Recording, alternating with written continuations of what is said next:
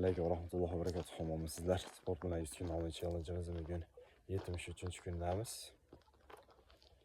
Kunlarning birida, ya'ni saodat asri davrida payg'ambarimiz alayhissalom bilan sahobalar birga suhbatlashib o'tirishgan.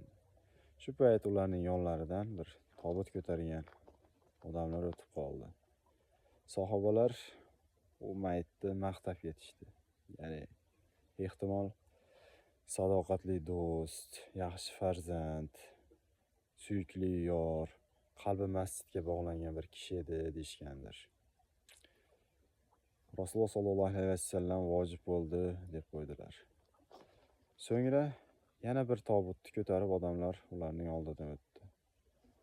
Unda sahobalar u insonni qoralab, yomonlab ketishdi.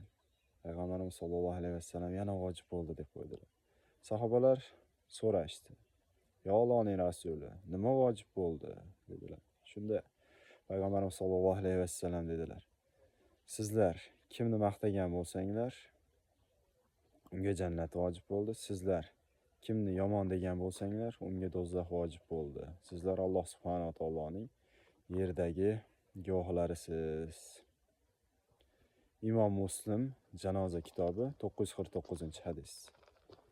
Ya'ni biz olamda o'tarkanmiz, insonlar bizga guvohlik beradi, ya'ni yaxshi yoki yomon sifatlarimizni aytadi ekan, shu orqali bizga jannat yoki do'zax vojib bo'ladi deb keltirilyapti bu hadisda. Ya'ni Imom Muslimning Janoza kitobi 949-hadisda.